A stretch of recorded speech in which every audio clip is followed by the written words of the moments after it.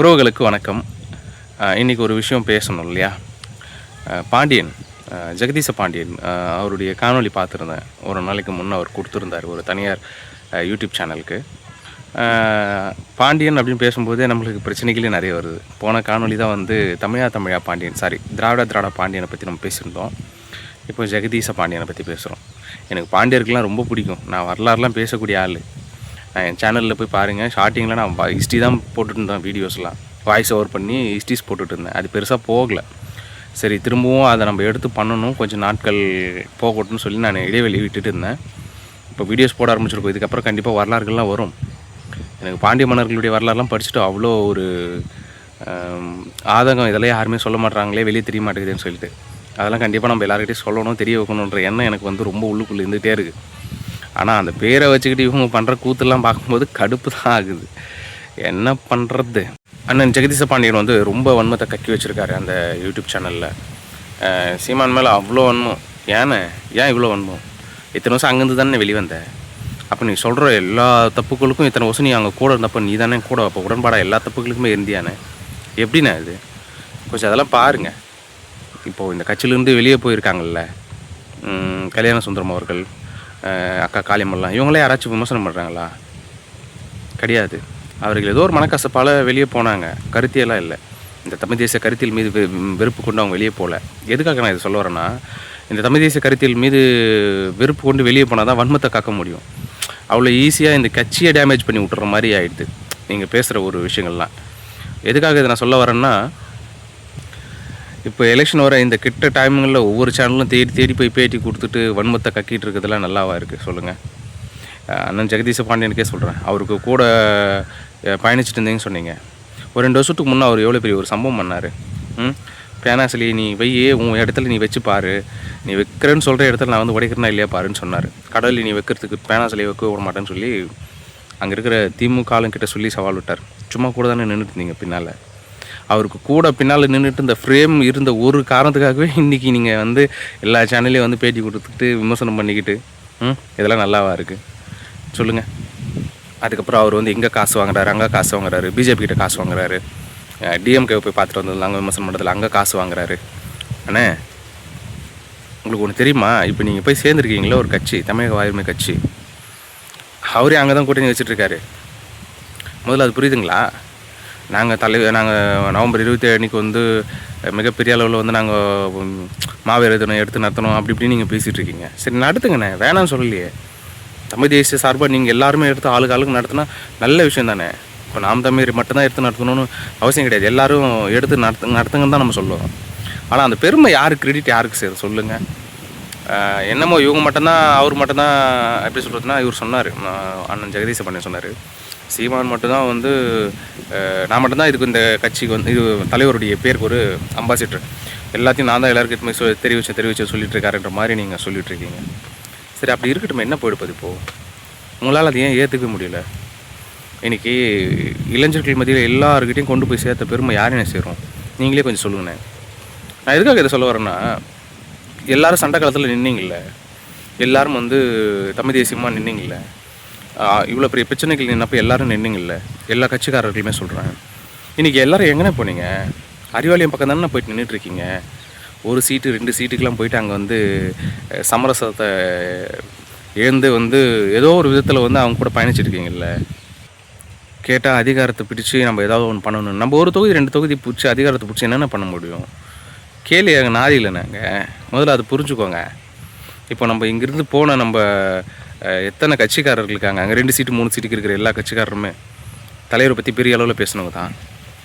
மிகப்பெரிய அளவில் அவங்களுக்கு எல்லாமே தெரியும், தெரியாமலாம் கிடையாது. அவங்களுக்கு வரலாறு முழுவதுமாகவே தெரியும். எல்லாருக்குமே ஹிஸ்ட்ரி தெரியும், எவ்வளோ பெரிய பிரச்சனைகள் நடந்திருக்குன்னு தெரியும்.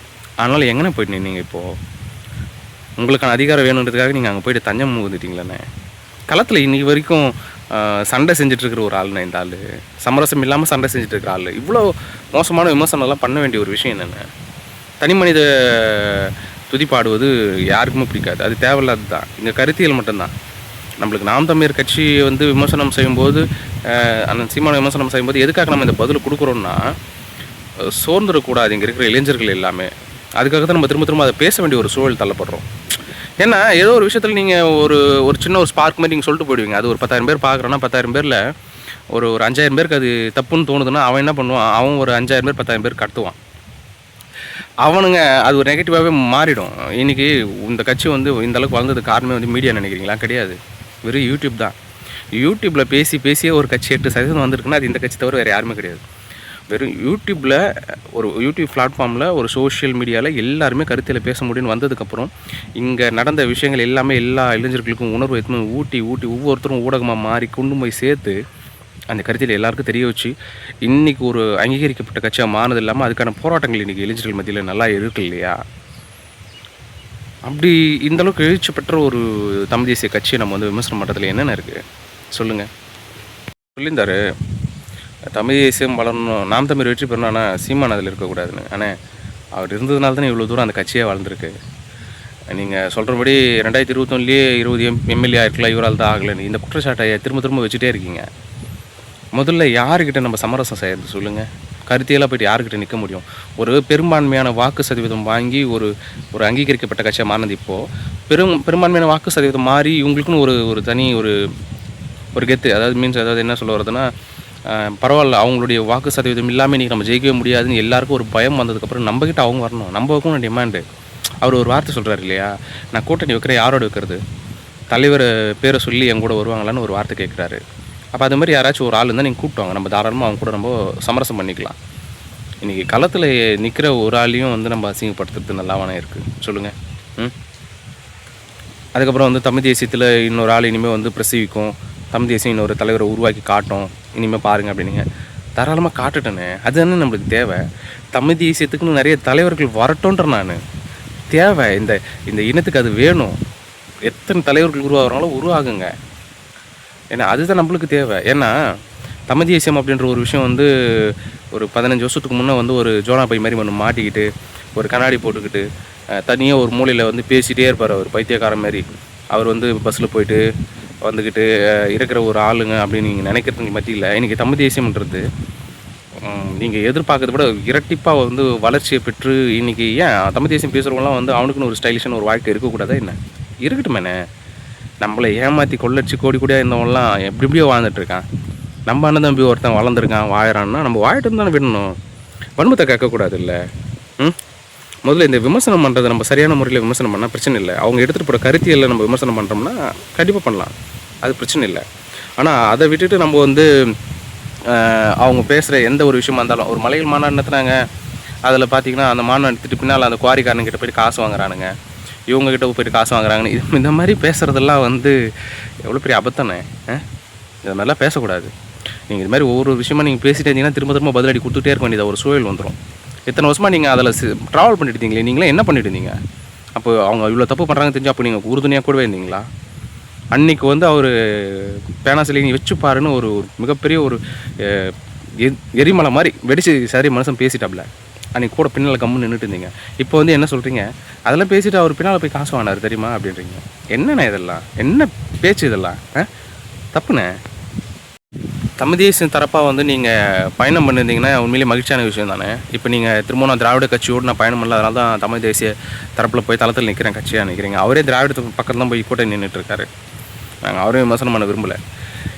சமரசம் செஞ்சு போயிட்டு கட்சிங்களோடு சேர்ந்து நம்ம அதிகாரத்தை பிடிச்சி என்ன பண்ண போகிறோம்னு தெரியல. அதுக்கான போராட்டங்களை இங்கே இளைஞர்கள் மத்தியில் எல்லாரையும் எழுச்சுரை செய்யணுன்றது தான் நம்மளுடைய வேலை. முதல்ல அதுக்கான வேலையை பார்க்கணும். உடனே வந்து அவருக்கு பயம் வந்துடுச்சு, இவர் வந்ததுனால, விஜய் வந்ததுனால அவரோட காலில் கூட விவாரணம். என்னென்ன பேச்சு இதெல்லாம், எவ்வளோ வன்மத்தை கக்கிற பேச்சுன்னு இது. ஏன்னா இன்றைக்கி 8% வாக்கு வாங்காமே கூட போட்டோன்னே, இவங்க வாங்காமே போனாங்கனாலும் இவங்க களத்தில் நின்றுட்டு தான் இருப்பாங்க.